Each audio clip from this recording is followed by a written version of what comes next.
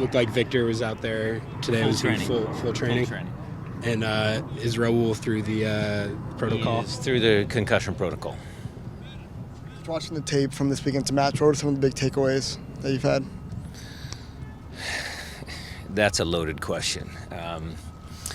Look, we've been inconsistent this year. We've been up, down, had a good start, some struggles in the middle that maybe you could say were okay because of this or this. But this last little stretch of games, we've been really up, down. Even in games themselves, first half, second half, first half, however you want to break it up. I'm trying to solve that dilemma. I need the team to play consistently good for 90 minutes. That starts defensively. I thought the goals that we gave up were goals that traditionally this club wouldn't have given up. So we'll put a little more added focus into some of our back to the basic, reminding the players of what their defending responsibilities are, how we want them to defend, and then obviously as the week progresses, we'll start the tactics. It's another home game. We are going to try and come out. I told Jordan this morning, I liked his commentary in the press after the game. We want to come out on the front foot. We don't want to start slow anymore. Working on a story about sort of the typical prep week for you and your assistants. How does a week like this typically start out? Do you take yesterday off? Do you come in on Monday morning even after Sunday game? we take yesterday off, but we're still working. We're all at home watching the film and, getting our clips together so that we can have a discussion in the morning. So basically, it's a day off, but it's not really a day off.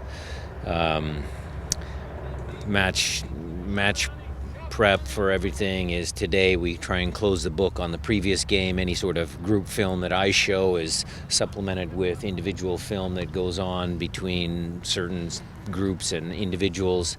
And then tomorrow we'll go full bore into New England. We already have stuff up on Huddle. That's our video platform.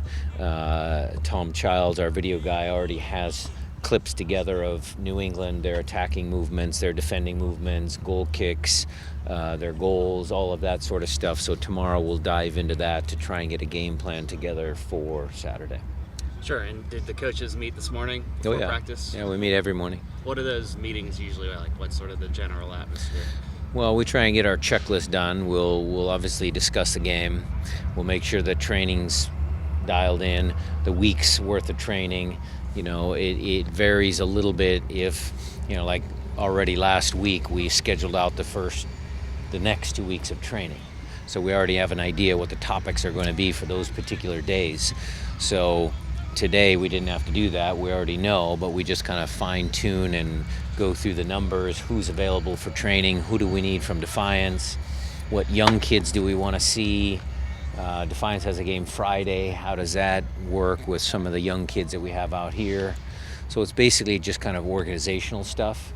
And then we always find time to, just talk about other news, other soccer news. We all read the headlines and, just talk shop. What was the main talking point today from the soccer world? Well, the soccer world? Well, we didn't get to that today. There was a little bit of, ancillary stuff, but today we were focused on our team and our defending. You mentioned a lot of the young guys out here today. Have you noticed a change in their eagerness at all since Leyva and Fons got brought up?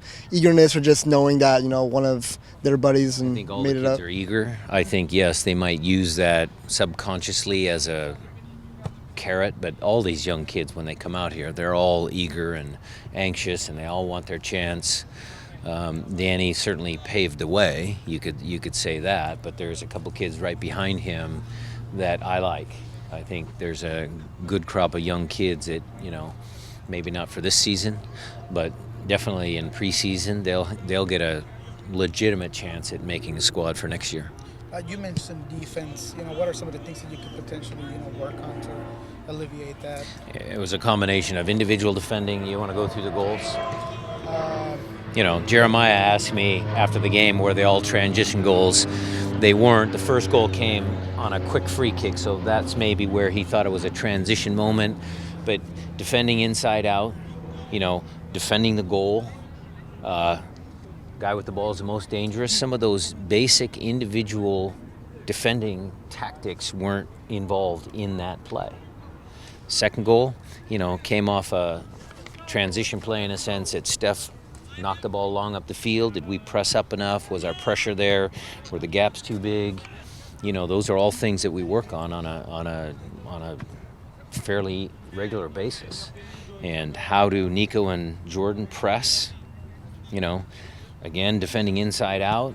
The guy gets the ball out by the touchline, turns and spins, and then, Nuhu's a fast kid. He's so confident of his ability, but, he was too tight to his guy, and the guy just spun, and he had to play catch-up. Then the third goal, that was the killer for me, because that was a transition clip that active defending. Christian got the ball across and Jordan almost scored, and then Nuhu and Danny Leva were the two closest guys. It's active defending. Get up, get tight, keep them pinned in. The guy squirts free, they back off a little bit. Then Javi and Kim, both of them, could have done better on that play. And those were the 3 goals. So it wasn't just one specific thing. It was a lot of the topics that we've been discussing all year long. And so we used today to remind them. We're going to use tomorrow to remind them on the field of some of those basic principles. How much of it do you think was that maybe it was a newer group or backline doesn't typically play together necessarily? Yeah, you could say that. I'll give Javier a little bit of, Javier and Kim, the 2 center backs, that's probably the most critical pair. You could give them a little bit of slack, but none of those players, because I asked them questions in the film session, they held their hand up. They said, yeah, we know. So they're good young men. They're open-minded. They don't mind a little criticism. They'll do better next time out. Have you heard anything about Raul's concussion protocol maybe being lifted anytime soon? Or? He should be done. I'll have to check with the staff to be 100% sure, but he was training today and he should be ready. Seems like the Revs have really taken off a little bit here since Bruce took over. What have you kind of seen from them in this last stretch of games compared to when they were struggling? They look, I was a beneficiary of it as well. When you get a new coach in, you're going to get that initial new coach bump. You couple that with it's actually Bruce Arena. He's the new coach. Guys are really paying attention. So, they've turned things around very well.